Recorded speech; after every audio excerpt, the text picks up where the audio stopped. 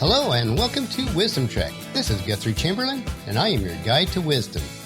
Thank you for joining us for our 7-day-a-week, 7 Minutes of Wisdom podcast.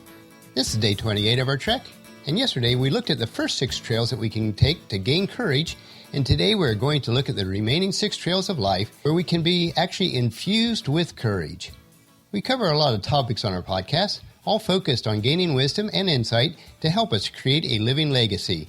Many of these podcasts are in series steps that cover multiple days. So if you've missed any of the episodes, please subscribe to the Wisdom Trek on iTunes, Stitcher, or listen to them on wisdom-trek.com. We are recording our podcast today from our studio at the Big House in Marietta, Ohio. We just arrived back for about 8 days with lots of lawn work and renovation projects to accomplish. If you hear some of those squawking birds in the background today, it's primarily our red-tailed hawk family speaking to each other. They are nesting and raising their young in the large trees surrounding the big house, and they appear to be quite noisy and loud this evening.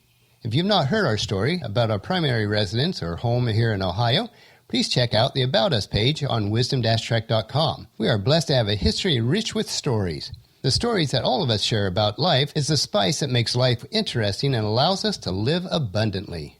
Well, let's jump right in and finish our remaining 6 trails. These are the trails of courage, and let's see how we can apply them to our daily lives. Trail number 7, the trail of taking bold action. It takes courage to take bold action, but nothing changes if nothing changes. Have the guts to step boldly from your comfort zone, make the changes and take the chances that call you forward to fulfilling the potential that is within you. Courage will allow you to trade procrastination and excuses for a commitment of being a person willing to do what it takes to live abundantly. Whatever the risk you face on the trail of life, it is a much greater risk not to do anything. Or as Jackson Brown put it, be bold and courageous. When you look back on life, you'll regret the things that you didn't do more than the things that you did. Trail number 8, the trail of perseverance. It takes courage to overcome the setbacks and failures that present themselves on the way to your goals, ambitions, and dreams.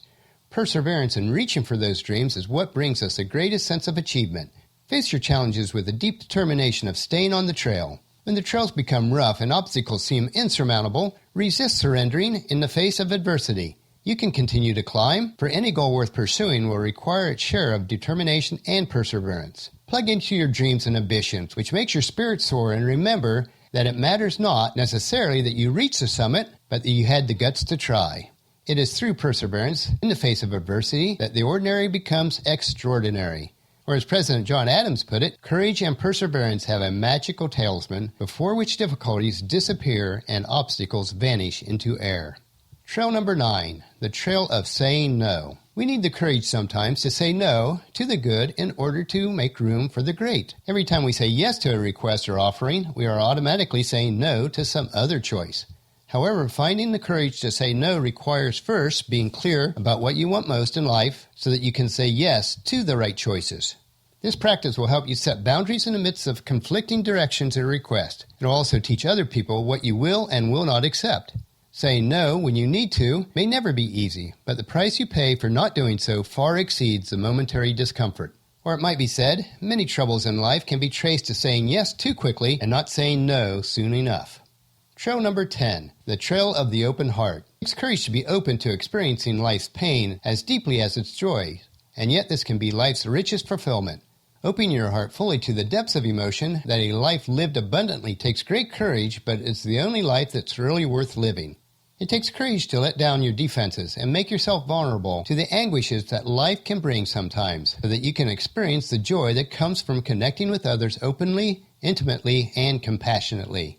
You need to learn to drop your barriers that are creating distance and isolating you from others.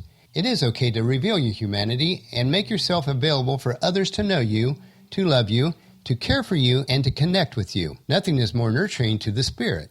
Or as Deepak Chopra put it, the less you open your heart to others, the more your heart suffers.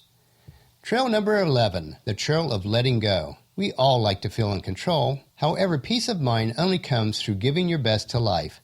It takes courage to detach yourself from the outcome of your efforts, knowing that everything in life has a purpose. Put your faith in the wisdom that has developed you. Have the courage to know that who you are is not defined by the outcomes of your effort. You need to trust that all you need at any moment to take the challenges of life is already present in you. You need to give up fighting what you cannot control, focusing on what you can control, and live in the present moment. Finding the courage to let go will not impede your ability to achieve what you seek most in life, but it will enhance it. Or Roseanne Cash put it this way: the key to change is to let go of your fear. And our final trail number 12, the trail of leading others. Leadership is not a position. It is the choice and courage to take action. Every day you have an opportunity to be a leader, for the essence of leadership is inspiring people to move in a direction that they might not otherwise have gone, to impact others in a manner that they will accomplish more than they would have otherwise, to lead them to accomplish and to grow into someone they may otherwise not have become. By choosing the path of integrity, personal responsibility, and courage, you will automatically shine your light so brightly that it will reveal to others the splendor of their own. Ultimately, only by living with courage yourself and being the leader will others find the courage to lead the world into the future filled with possibilities. As Thomas Watson put it, nothing so conclusively proves a man's ability to lead others as what he does from day to day to lead himself.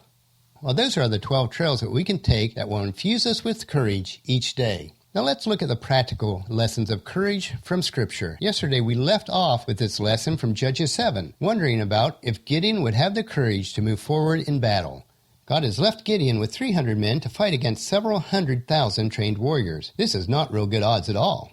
But God realized, though, that Gideon would be very apprehensive as we pick up the story in verse 8. The Midianite camp was in the valley just below Gideon. That night the Lord said, "Get up, go down to the Midianite camp, for I have given you the victory over them. But if you are afraid to attack, go down to the camp with your servant Purah. Listen to what the Midianites are saying, and you will be greatly encouraged. Then you will be eager to attack." So Gideon took Purah and went down to the edge of the enemy camp. The armies of Midian, Amalek, and the other peoples of the east settled in the valley like swarms of locusts. Their camels were like the grains of sand on the seashore, too many to count. Gideon crept up just as a man was telling his companion about a dream. The man said, "I had a dream. And in this dream, a loaf of barley bread came tumbling down into the Midianite camp. It hit a tent, turned it over, and knocked it flat." His companion answered, "Your dream can only mean one thing. God has given Gideon, son of Joash, the Israelite, victory over Midian and all its allies." Well, when Gideon heard this dream and its interpretations, he bowed in worship before the Lord. Then he returned to the Israelite camp and shouted, "Get up, for the Lord has given us victory over the Midianite hordes." He divided the 300 men into 3 groups and gave each man a ram's horn and a clay jar with a torch in it. Then he said to them, "Keep your eyes on me. When I come to the edge of the camp, do just as I do. As soon as I and those with me blow the ram's horn, blow your horns too, all around the entire camp, and shout, 'For the Lord and for Gideon.'" It was just after midnight, after the changing of the guard, when Gideon and his 100 men with him reached the edge of the Midianite camp. Suddenly, they blew the ram's horns and broke their clay jars. Then all 3 groups blew their ram's horns and broke their jars.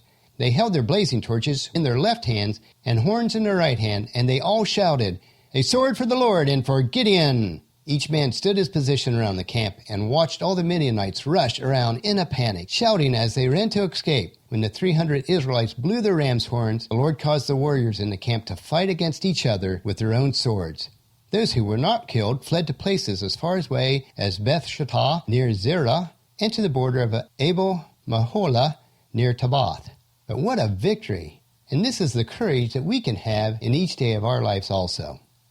Well, that'll finish our podcast for today. If you missed any of our previous podcast episodes, please check out the Wisdom-Trek podcast on iTunes, Stitcher, or on wisdom-trek.com. And tomorrow we will compare hiking up and down mountains to our trek of life. So please check into the camp tomorrow for another day of Wisdom Trek, creating a legacy.